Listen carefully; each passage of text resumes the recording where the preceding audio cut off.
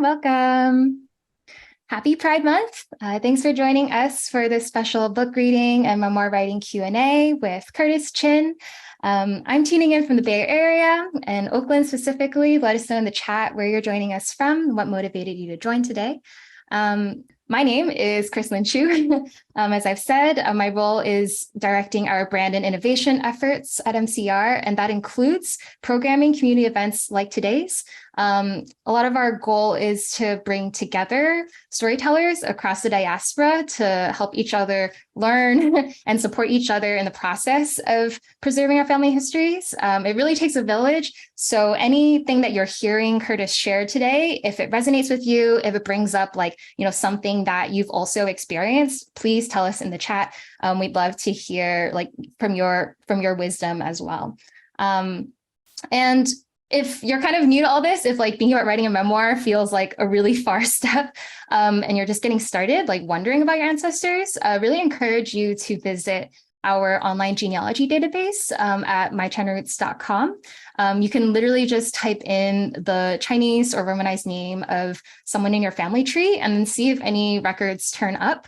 One thing we're always doing is just adding new collections every single week from libraries and clan associations all around the world. So there's always an abundance of family history, puzzle pieces to put together. And on that note, Curtis will be sharing how he's woven all the threads of his family histories and the stories of his own childhood as well into a memoir that is coming out this fall on October 17th. It's called Everything I Learned in a Chinese Restaurant, about coming of age, coming out as a gay Asian American in 1980s Detroit. Congrats that Publishers Weekly just named it as a top 10 memoir book to look out for this fall. And so we're really excited today to hear a live reading of an excerpt of the book. In celebration of Pride Month, we are giving away 10 digital copies of Curtis's book to the audience today. And so if you haven't followed us on social media yet, now is a good time to open your Instagram or your Facebook and just follow us at MyChinaRoots and at CurtisChin8. This will enter you into the drawing, and then we'll announce the winners during the Q&A later. And so, Curtis, thanks for partnering with us to offer this giveaway to our community. Thanks for being here. And I guess before we, go into actually reading from the book, maybe tell us a bit about your journey as a storyteller, sharing Asian American experiences through different mediums of creative expression. You're an author, but you're also a filmmaker. And some folks here may actually be familiar with your documentaries like Vincent, who tested, and most recently a tribute that you did to the photographer Corky Lee, Dear Corky, which is how we met because you screened at San Diego Asian Film Fest. So how did you get started in exploring and finding your voice? Thank you, Chrislyn, and thank you everybody for showing up. Thank you to My China Roots. I'm so excited to do this. I mean, one of the fun parts about writing a book is after you go through the war, the trauma, or whatever doing it, now you have all this knowledge that you can hopefully share with other people. And that's what I really love to do. So as the title of my book is called Everything I Learned in a Chinese Restaurant, it's really true that, I grew up in this restaurant in Detroit. I had no idea that I was going to be a writer or filmmaker. This was just something, that sort of snuck up on me in some ways. I mean, because, this Chinese restaurant was called Chung's. It was the best Chinese restaurant in all of Detroit. And the way I sort of know this is I always ask people, guess how many egg rolls we sold in the course of the 60 years that my family opened it. So my great-grandfather opened it in 1940, and then we eventually closed it in 2000. But guess how many egg rolls? I don't know if people can shout it out or type in their guesses. So, okay, we have a guess for 1 million? No, actually, we sold over 10 million egg rolls in that time period. They were really, really good egg rolls. And so for me, growing up, it was a really wonderful restaurant. I actually thought that I would just inherit it from my dad because he had inherited it from his dad and his dad and his dad and so on. But it actually wasn't until I was in middle school, about to enter high school, that something happened that made me really think about what I wanted to do with my life. Keep in mind, this was Detroit in the 80s. It was a very difficult time period. There was crack, there was AIDS. I personally knew 5 people that had been murdered by the time I was 18. And so this is sort of what happened was that, are people here familiar with the Vincent Chin murder case? If you're not, quickly, he was a Chinese American out celebrating his upcoming wedding. He goes to a strip club. He, at some point, these 2 white auto workers come in and they're overheard saying, "It's because you motherfuckers that were out of work." And they get thrown out of the bar and they go driving. These auto workers go driving around the city until they find Vincent sitting outside of McDonald's. They take a baseball bat and they bash his head in and they kill him. And to make matters worse, the judge only fined them $3,000. They never served a single day in jail. And it was a really important case for me growing up because our families were really close. My uncle was his best man. And so just really, how would I say captured my imagination, but it was just something that really made me more, I just kept looking through the newspapers trying to find out like, well, who is telling Vincent's story? Who's going to, talk about the impact of this on Chinatown in our community? And I didn't see very many stories, but at the same time, I saw all these articles and news reports about, the white auto industry workers and how they were having such a difficult time. And it was at that point that I thought like, oh, okay, well, maybe I could be that person to start telling some of the stories from our community. And so that was my first thing. I started writing letters to the editor back in the old days. Like I would lug the typewriter from the back to the front, back when we had typewriters and not computers. And I would just type away. None of them ever got published because, I'm 14 years old and not a very good writer, but it really set me on a life journey of wanting to tell stories from not just our community, but any underdog community, any voice that's marginalized that doesn't have a platform. And so that's what I've dedicated my life to. I went off to the University of Michigan, got a creative writing degree, and then off to New York, where I co-founded a group called the Asian American Writers Workshop. And that's sort of been my journey, as a writer and as a storyteller. It really came out of this need. So I was, writing in New York for a while, and then eventually came out to LA where I live now, and I was writing for Hollywood for a while. But then when my dad passed away in a car accident, sadly, I once again switched careers and I started doing more social justice work, making documentaries, which again focused on racial justice, looking at things that impacted our community. And so this has always been something that, has colored my life, I guess, in the mission and things that I want to do. So that's where we're at right now. I was very excited to, start writing this book. It actually took me a long time to write this book. It took me about 8 years. And finally, we sold it last year to Little Brown in an auction, actually, where multiple houses were outbidding each other over the course of 2 days. And so, as Chrislyn mentioned, the book is coming out this fall. I'm talking about the process of publishing, but I don't think everybody here has to have those same goals as I did. I do work as a professional writer. And so therefore, I do have to figure out like, well, how do I tell my stories? And that's why, I wanted to publish it. But don't feel that you have to. I mean, everybody writes for different reasons. Some people might just be writing for their own family. I know that when I first started writing this book, it actually was for my family because, my family has been in the Midwest since the 1800s, and we don't live there anymore now. And as the next generation was, born and raised in California, I felt like, oh, I want to share that history with them. And so that's sort of how that all came about. And so, my original goals for writing this book actually was more personal, right? And I'm sure that's the way it is for a lot of you all as well, right? You're thinking about your own family history, you're thinking about your own legacy, and you're thinking about like, what are the things that you want to pass on to your kids, right? Or your grandkids. And that's sort of what happened with me too. It was something I wanted to pass on to my nieces and nephew.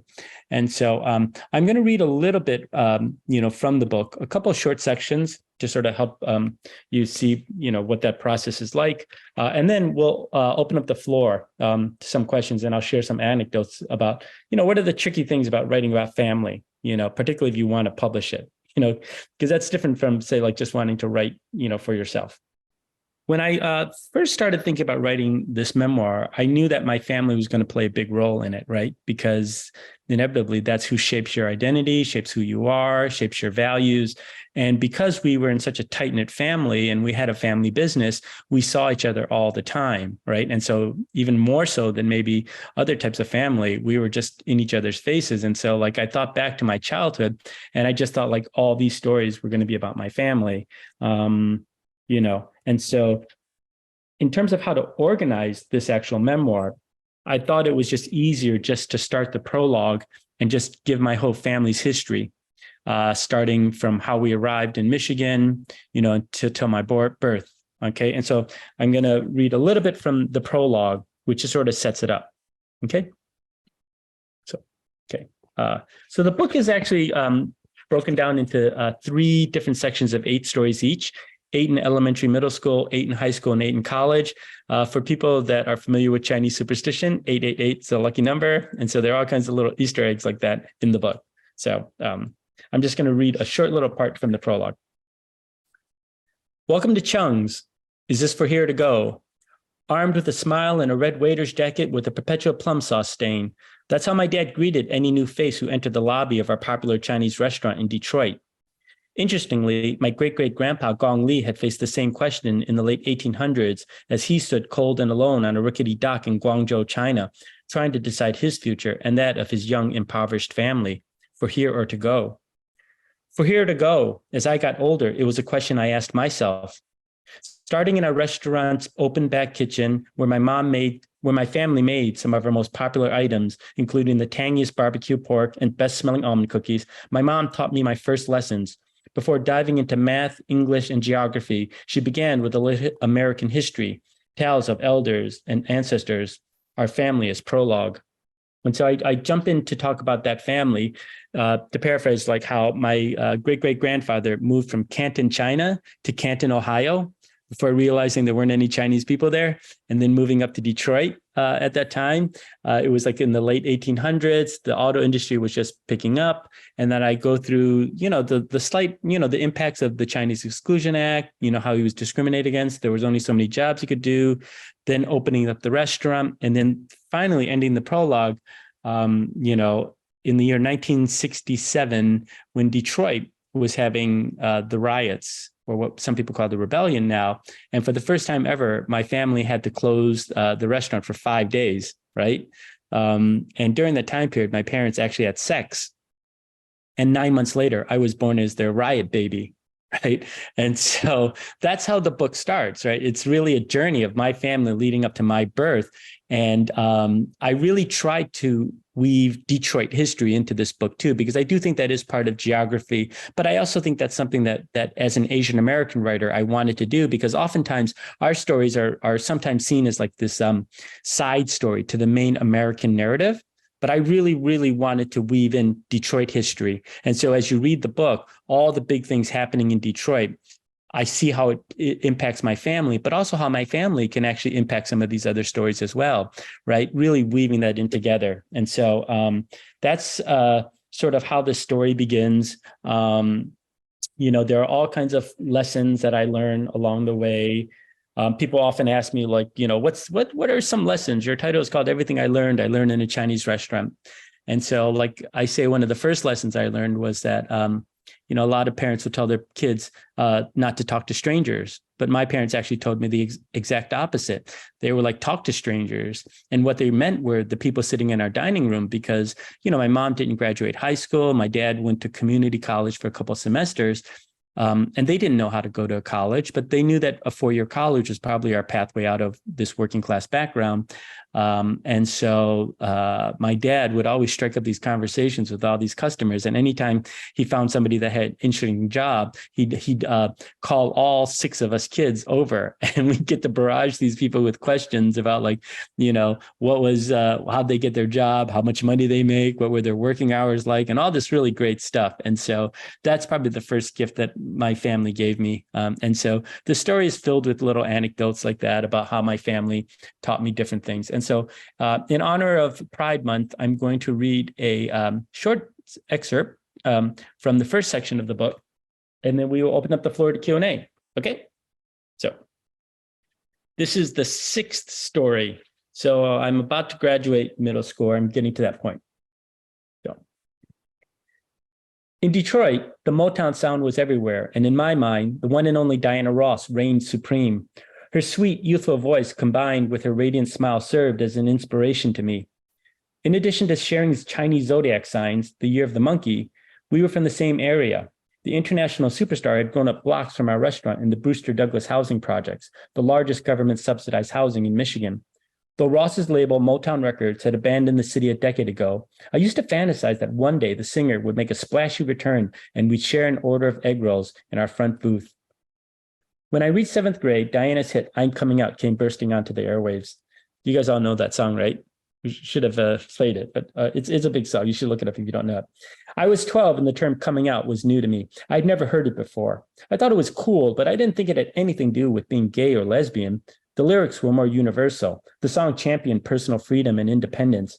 I could definitely relate, as there were 4 adults in our house, each with 1,000 heavenly mandates. Whenever the song came on the radio, I cranked up the volume and channeled my inner diva.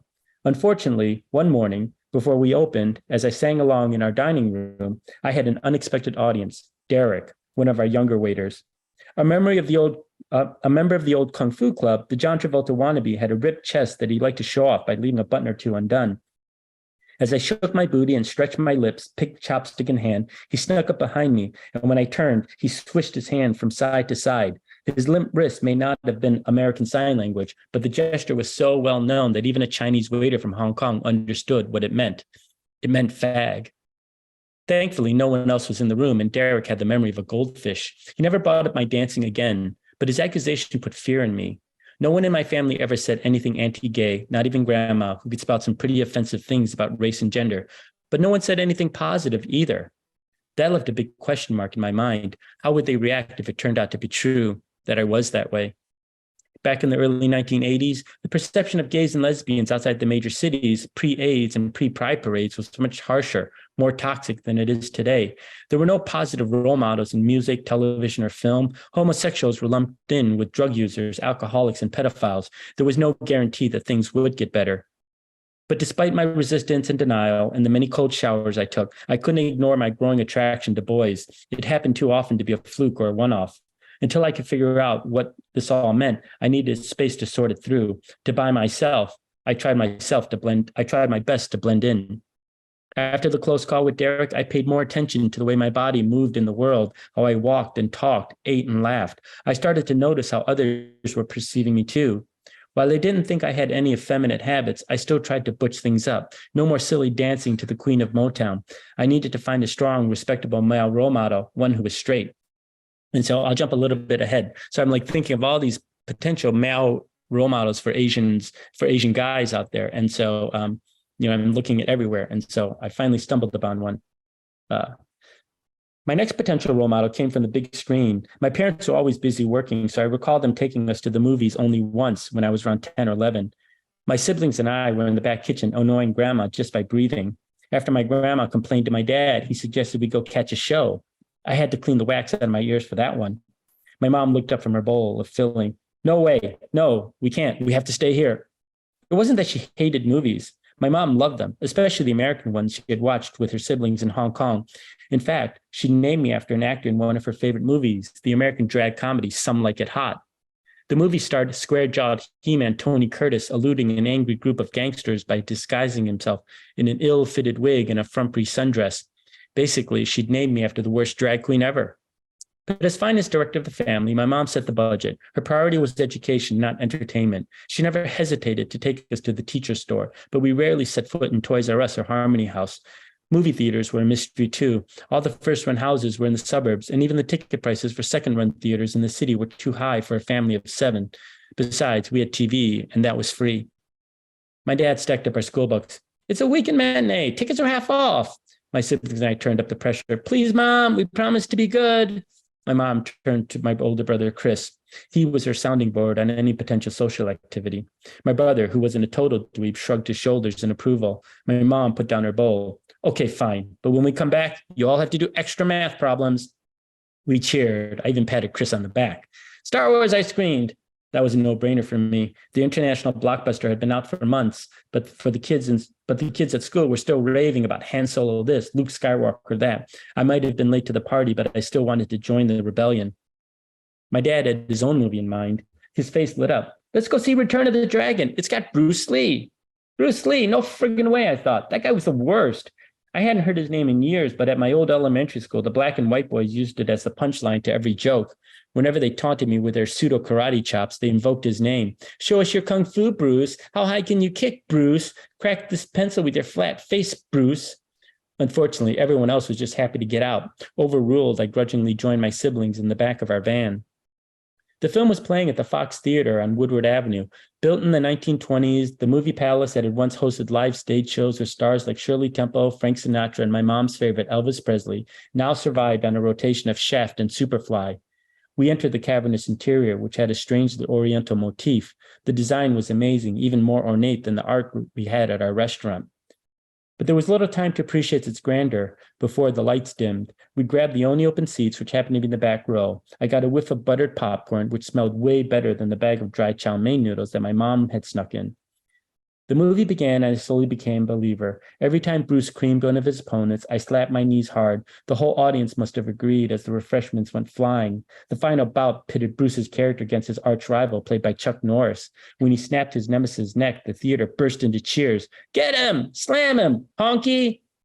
I wasn't used to such loud reactions. I looked around and realized that, except for us, everyone in the theater was black. I figured I should just follow the crowd. I jumped up and down. You show him, Bruce! Teach him who's boss! My mom yanked on the back of my shirt. Sit down or we're never coming back. I tried to stay seated, but I couldn't stop myself. The release of these pent-up emotions felt so liberating. Bruce wasn't like Arnold, the wacky Japanese-American diner owner on Happy Days, or Hap Singh from the reruns of Bonanza, or the clueless husband on those Calgon commercials. He was the big dog, and he got to kick ass. I made my family stay through the end credits. Then it was time to head back to study. The sidewalk was packed with moviegoers as we waited for my dad to get the van. I mimicked some of Bruce's best moves, a chop there, a kick here. Some other fans outside the theater pointed at me and giggled. It felt like deja vu, the start of another playground putdown. I turned to my family for cover, but they were climbing into the van. I closed my eyes, bracing for the barrage of fake hayas. But the hits never came. I opened one eye and saw the expression on one of the boys who was about my age. He was smiling. The tension in my shoulders dissolved as he and his friends pumped their fists in the air. Oh man, that movie was sick. You done killed it. Okay, it was kind of racist for them to assume I had anything to do with that movie. That would be like me complimenting them for Diana Ross's theme from Mahogany. But it hit me that they were admiring Bruce, not mocking him. He was my man, but he was their man too. In a world with so few brown, black, or yellow stars, maybe it was okay for us to share our heroes. Okay, that's it. So that's a little bit. I mean, so part of the writing of that memoir is just figuring out how I was dealing with all these things, these feelings in my childhood, but then also connecting with my family. And so one thing that people often ask is how much of the memories do you actually have, right? And so, yeah, in terms of me writing it, I did confer with my family a lot, to make sure that they remember it as well, just as backup. And so that's a little bit about my memoir. I can talk a little bit about the process of writing, a book. I would imagine, I mean, so I wrote and sold my book to what's called a traditional publisher, but there are all kinds of other things that you can do with the writing that you guys are doing. Again, like I said, it could just be sharing family memories. It could just be more of a calendar, a detail of the things that you're discovering using the research tools available from my roots and my China roots, or you could craft it into more of a narrative. You could do video interviews with people. I mean, there's so many different ways that you can use your family history to tell stories, and stories that not just relate to history, but also to the present and to the future. And so with that said, I'm happy to open up the floor to any questions you guys might have about both the writing process as well as the publishing process. Ooh, that was like a whirlwind through time. Yes.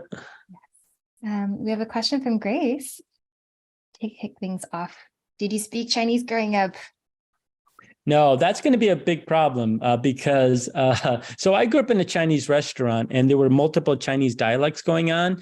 My family is from Huiping, but our Chinese restaurant workers, or some of my family, spoke Toisan. And then the workers that we hired were all Cantonese from Hong Kong.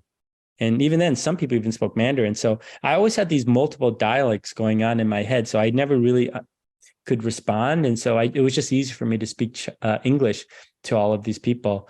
But that is something that, so I recently got asked by the publisher to actually record the audiobook, right? I thought they were just going to hire an actor, but they've since asked me to do it. And so now I've got to practice my Chinese. So if anybody wants to serve as a consultant for me, like I'll ask you, like, to help me, make sure I say these things correctly, or I'll look like a dum-dum, Of all these people writing reviews on Goodreads saying, he doesn't speak Chinese. What's he doing? Anyway, so. Feel free to unmute yourselves too and ask on voice or type your question in the chat. Yeah, and also, to talk a little bit about the project you're working on, and maybe other people can sort of chime in and give some advice too. Are people here hoping to get published with their book, or are they more doing it as a family memento? Can I ask a question? Sure. Sorry to jump in. Thank you so much for sharing this. I guess I'm curious, you talked a little bit about how this was really a collective process with your family, and I'm curious about if you could talk a little bit more about what it was like navigating that. Were there any disagreements about like what could or should go in, and how did you navigate portraying people in your family so intimately, in the context of a memoir? Oh, great. Yeah, that is a very tricky thing, family, especially when you're writing a memoir.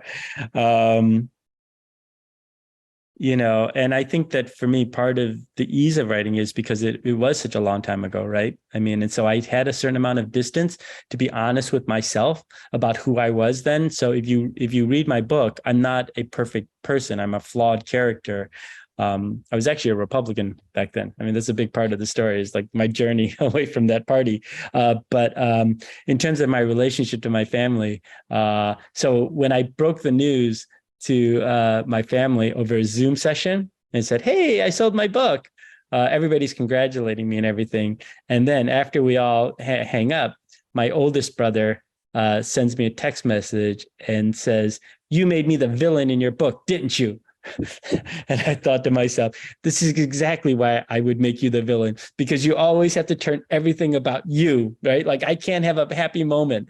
And so I did have to have a conversation with him afterwards. I said, look, I'm going to be honest with you. You may not like the way you're presented, but I try to be fair. I try to be balanced about these things. But is it unfair that I get to be the hero of my book? Maybe, but so be it. I am. I've got to center myself and my journey and the way I perceive these things. And he actually came to peace with that. You know what I mean? He was like, okay, fine. I get it. It's your book. It's your impression of it. You know what I mean?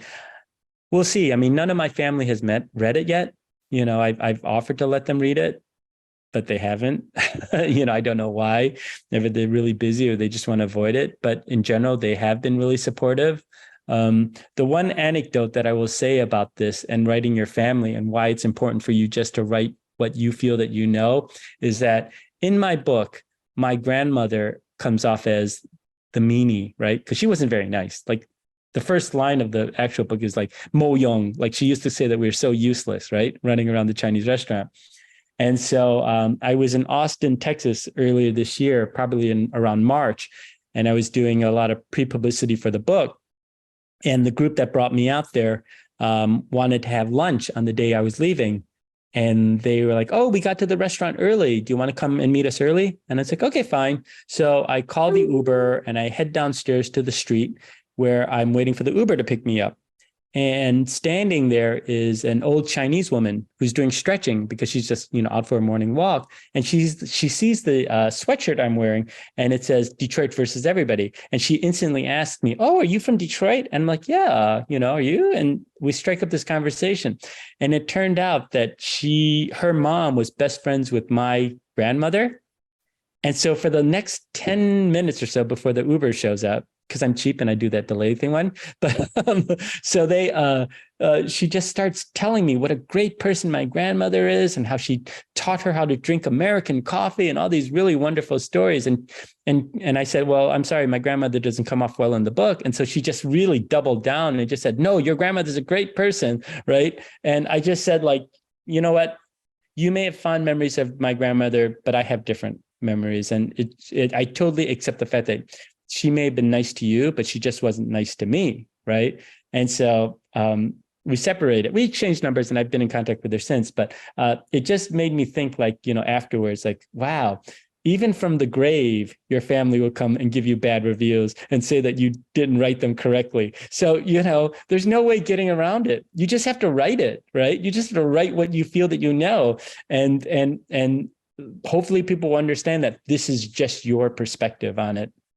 That is if you want to go the publishing route, but yeah, it is tricky. I did try my best to run stories by them and run different things. My mom has been really, really helpful about this, because part of it was that I do feel like this book is as much her book as mine, because she did have a tough life. She had one of those arranged marriages where she escaped China.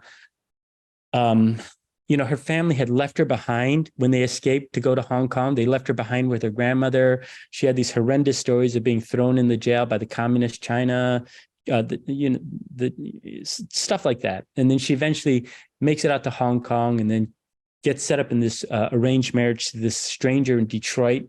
Like I said, that, the only things that she knew about Detroit was that, they made great cars and even better music. She really didn't know anybody there. And so she's had a tough life. And for me, part of writing the book and collecting this was also telling my mom's story, because there is this one moment when I was in college and I'd gotten into this really good creative writing program at U of M. It only took 20 people in it. And, as soon as people found that out, Joy Luck Club had just come out at that time.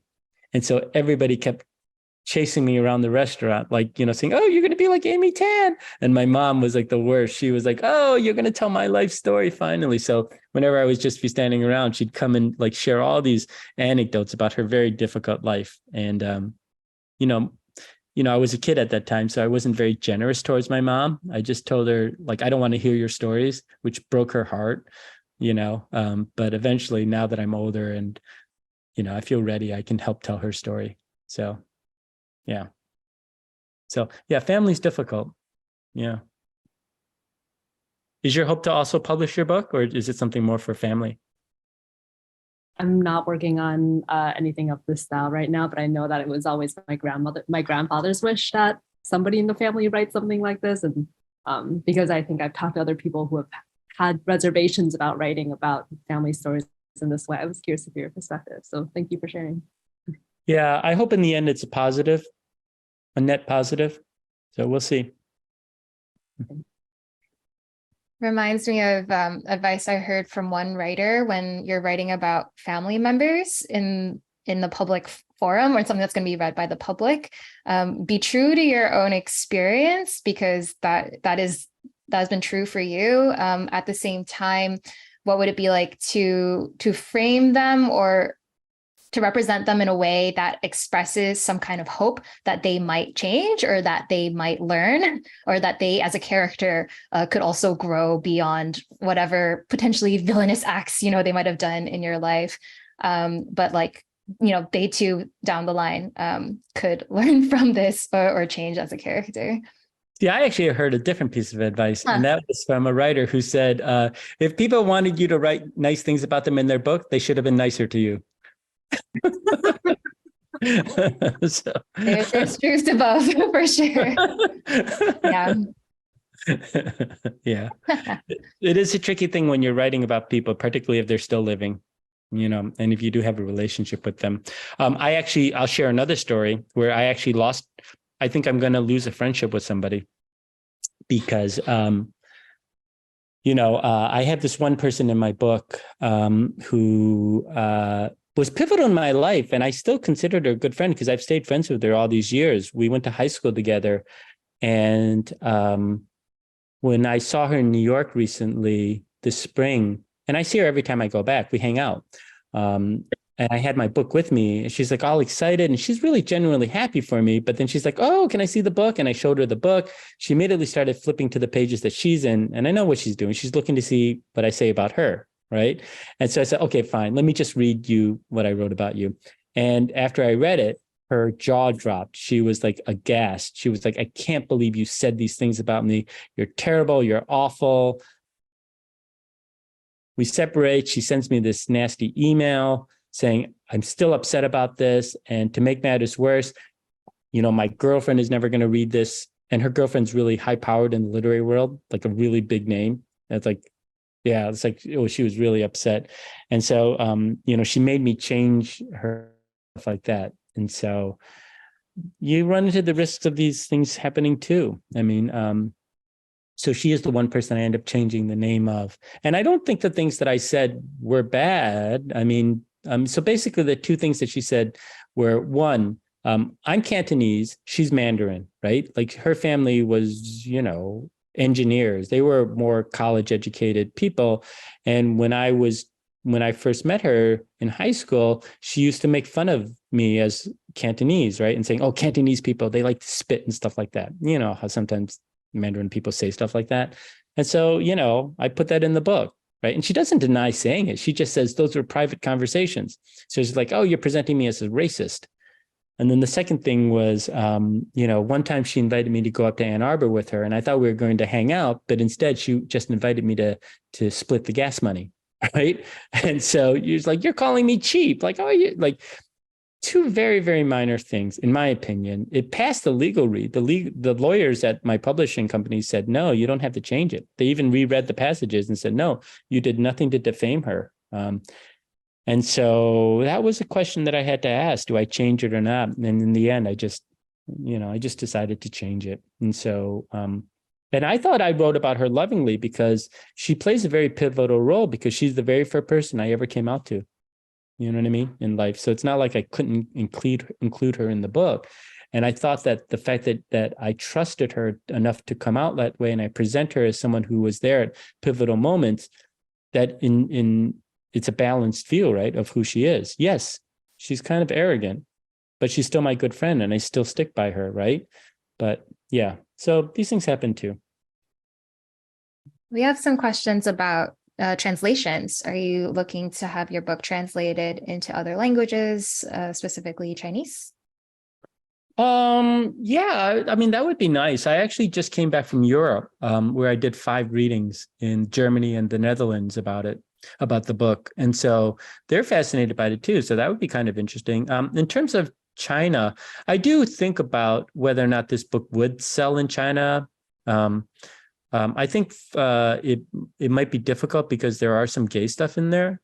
Like, I don't know what the censorship issues are. Plus, I think maybe more importantly, because I do say negative things about the Chinese government because of what happened to my mom, right? That might be an issue for their censors, I would guess. Like my mom, when she was like 4 years old, she tried to escape China. And so my grandma and her paid some boat operator to ferry them out. And so they were hiding underneath the planks of the boat. And the guy, instead of taking them to Hong Kong, turned them into the authorities. And so my mom and her grandmother were thrown into jail. And my mom talks about how like she had to sing to get extra rice from the things, and how like the communist guards would make them walk, but they always had to walk like, bent over, because their heads could never be higher than the soldiers, and how their house, which was a nice house, because my mom's side of the family had been in America since the 1800s as well, earning money and sending it back, like how they had to, their house was taken away from them and given to lower caste people, and they were forced to live with a bunch of other families in another house. Do you know what I mean? So I do mention these really awful things that happened to her. So I don't know if you're talking about translated in for the China audience. I don't know if that will happen. Although the U.S. consul in China has already invited me to come out to read the book. So I don't know if I'll go or not. That might be an interesting thing, particularly with the backlash that they seem to be having with LGBT rights there. Maybe I should make it a point to go there. I don't know. I haven't thought about these things, but for Chinese readers outside of China, yeah, that'd be fun, yeah. I mean, this raises the question of intended audience. Like, did you have an intended audience in mind when you were writing? Is this for yourself, for a particular demographic? Well, like I said, my very first audience were my nieces and nephews, the little kids, right? Because I wanted them to know this wonderful history in Michigan that my family had gone through, in this wonderful, wonderful restaurant that they know nothing about and have never tasted the food from. And so that was my first audience. And, at some point, if you want to sell the book, your publisher or your agents will actually ask you to write down who your intended audience is, right? And so you do have to think about that. For me, I've always thought about my family as the primary audience for this. But if I had to think about in terms of why this book actually sold in an auction in a bidding war between multiple publishers, I think it's because we're at a moment right now where people are talking about Asian American issues and Asian American identity, in terms of the racial identity, the racial formation, being Asian in a very black and white world, I think is a new thing that people haven't really talked about. The coming out story in an Asian American context made it easy. But also I said, okay, so for the people interested in race, I have the talks about race. For the people interested in gay stuff, I have coming out stories. But for the Jewish people, I have Chinese food. So I feel like if I hit all three audiences, then I'll have a bestseller. You know what I mean? So you do have to think a little bit about this. In terms of who that audience, particularly if you want to sell and make a living at writing. I think that, again, this is directed for people that want to publish here. We all think that we've lived interesting lives, and hopefully that's true. We all think we know how to put together 2 sentences, which again, also hopefully is a fact. But what we sometimes don't think about, and what I didn't think about when I was first writing this book was, why is this story important to tell now? And why am I that person to tell that story, right? Because a lot of times agents will pass on projects, not because they didn't like the writing or the material, it's because they just didn't think they could sell it, right? And you have to help them, because as one of them explained to me is that, it's not just good enough that I like the book. I have to be willing to fight for your book when I'm sitting around that table with all the other editors at my house, justifying why, we're going to pay, money to buy this book, right? And so that's a much higher bar than just writing a good book, right? Like if you want to sell it, you have to write a book that is of the moment, of what people are talking about in this country. And if you are an Asian American writer, now is actually a pretty good time because of, the rise in awareness of our issues, right? Not just because of anti-Asian hate crimes, but just because our population now is up to 7% of the population. That's getting into a large percentage of the U.S. population, right? And certainly enough to sustain a book.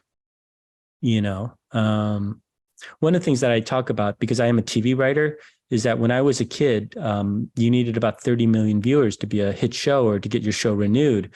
By the time I started writing for TV, that number had fallen to about 8 to 12 million. Now you only need about 3 or 4 million, right? And so there's over 400 shows and productions. I mean, we're on strike right now here in Hollywood. It's a terrible, terrible situation because these streaming services are really not paying fair dollars, right? Fair wages. It's really terrible what they're doing, but at the same time, there are more opportunities, right, to get shows on the air. And I'm working with both PBS and Warner Brothers right now on a couple different projects.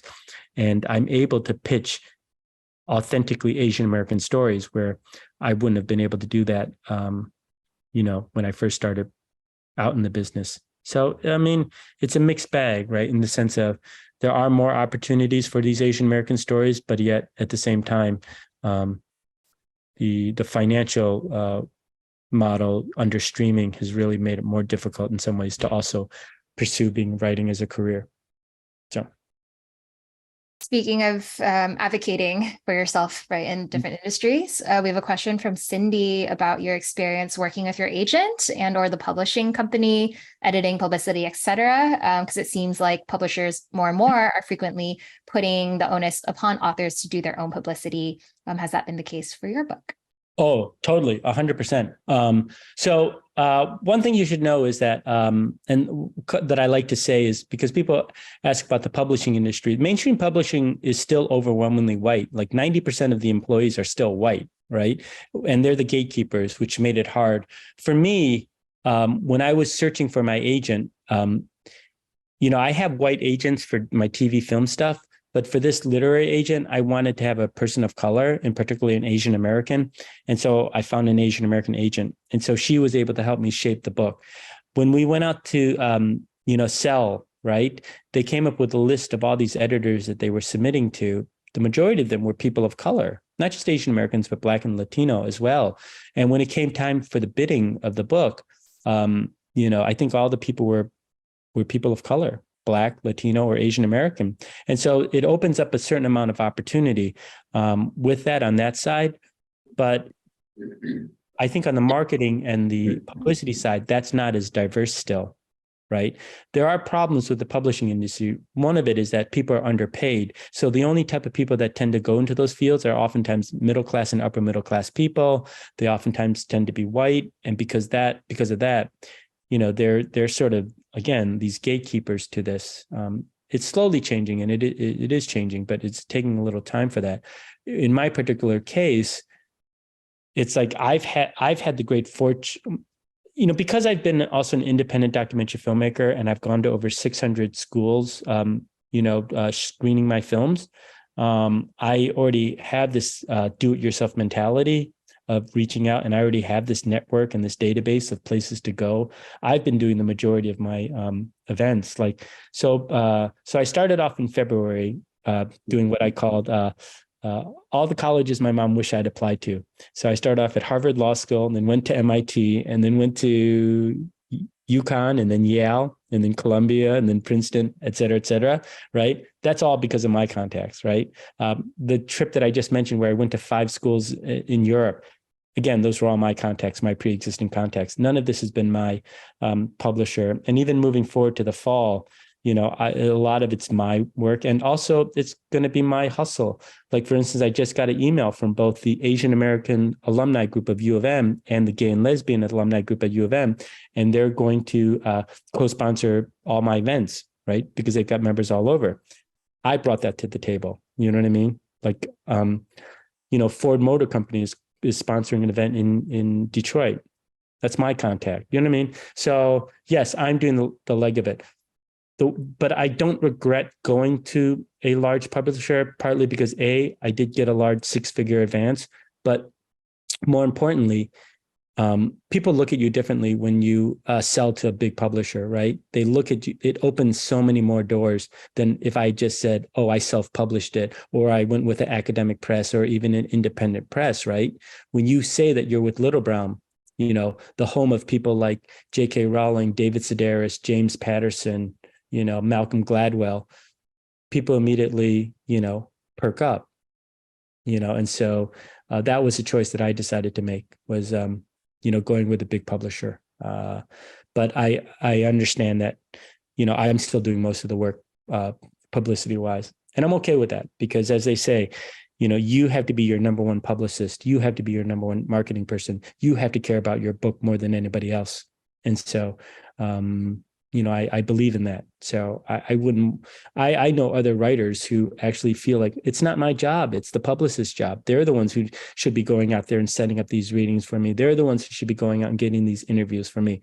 Well, you know what? If they're not doing it, what are you going to do? You're going to sit back and complain about it? Or are you going to jump in, and do it yourself? Because you have one opportunity to have a hit book and a hit, if my book is a bestseller, right? If I can crack the New York Times bestsellers or something like that totally changes the trajectory of my book, right? So. A question about the writing process, especially like, what was it like for you in the discipline of just, showing up to actually write and put the words down? Did you set up like accountability for yourself? Did you reach points where you're like, I'm kind of getting stuck in my own head about whether to include this or to this own extent, or I'm questioning my own memories? Like, maybe it helps to talk with someone. Like, what was the support like for you in the process? Well, one of the things I did, okay, so it took me 8 years to between when I first started writing the book and when it's coming out. Those first several years was me just jotting notes on my own as I'm traveling around doing film screenings. So I really wasn't focused. A lot of that was like a family thing, right? It was about my mean grandma and my grandfather who ran the Chinese mafia. That was the book, right? But I wasn't able to sell that because people weren't really that interested in that kind of stuff. It was only after COVID happened and things shut down and I had to, stay in LA. I couldn't travel around anymore and I couldn't film. So I said, okay, I'm going to take this book seriously. And that's when I took a step back and say, why am I not having any luck selling this book or even finding an agent? And so I looked at what people were reading. I checked the New York Times bestsellers list, and it seemed like a lot of people were reading books about race because of the George Floyd murder. And that's when I shifted the book to talk more about racial identity, like the Bruce Lee story that I shared with you. It's about racial identity, right? I started including more stories like that. And after that, that's when I had multiple agents pursuing me. That's when it had the bidding war for the book. So, so that's the journey of it. But in terms of the writing process, during that first 5 years, I didn't really have a regimen. I just sort of wrote whenever. As soon as I started getting serious with it during COVID, I signed up for a lot of online writing workshops, through Meetup, because you couldn't go anywhere, but you could do Zoom sessions, right? And so I literally signed up for Zoom sessions in Glasgow, Scotland, in Amsterdam, in Phoenix, in Detroit, just so that I could get a feedback from different types of people from different places to sort of see how the book would play. And it's actually really, really interesting because it did impact, how I wrote the book. If I'm on deadline with a writing assignment, then yes, I'm very disciplined. I'm never late on things. Because part of that's TV writing training where it's like you have what's called an air date, and whether that episode's crappy or not, it's going on the air. So I have that discipline. But if I'm not on a particular tight deadline, because a lot of times if you're writing professionally, a lot of times you're sitting around waiting for notes. Like I had a call with my agents today. They were supposed to get me notes back from the project for Warner Brothers, but they're late. So now they have to get it in next week. So now I'm not writing for the next 2 days because I'm sort of waiting for it. I'm writing a different project, like for an anthology that somebody's asked me to write something for. But, so your writing schedule is dictated by like what deadlines you might have. But if not, then no, I don't have a regular schedule. I'm not one of those people that says, oh, I have to wake up at 5 a.m. every morning and write 2 hours and take a walk and yada, yada. I'm much more fluid about these things. I always feel like as long as I'm thinking and I'm gauging or even attending a thing like this to me is part of the writing process, right? Because, I'm hearing what you guys are interested in. I'm getting a chance to formulate my ideas. So this is all part of the writing process as well, right? It's all part of the creative process to me. When you notice the cultural shift towards more, racial issues or cultural identity, and like, what was that like for you to dig within yourself for those stories? Like, did you feel like you'd already processed a lot of it, or did you have to do some, inner work of like sitting with yourself and kind of reflecting on what you've been through as an Asian American? Well, it's kind of interesting because, I was actually writing the book more like the TV writing that I was doing, which was more like sitcoms and kids shows. But as soon as I shifted, it was actually a no-brainer because my social justice documentaries I make are about racial equality, right? So I don't know why it never occurred to me that my book should also be about, I think it was partly because I was writing it for my family, right? And I wanted fun stories about my family for my nieces and nephews. But then when I took a step back and said, okay, well, maybe it's not just for my family, but for a wider audience, maybe that's when I needed to do that. And so these ideas of these racial aspects, I think it wasn't too hard for me to do, but it was a learning lesson. And I'll give you an example. So I shared with you guys the story about, me being a riot baby in Detroit in the riots in 1967.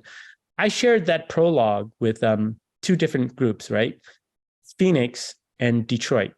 In Phoenix group, there was a 60-year-old white woman who, read it. And she said, I'm okay having people talk about race, but you can't talk about race in the prologue because that's too early for me. I have to be eased into these things. She's like a 60-year-old white woman, retired doctor, upper middle class. So she's like, I'm open to these discussions, but you can't, do it right away.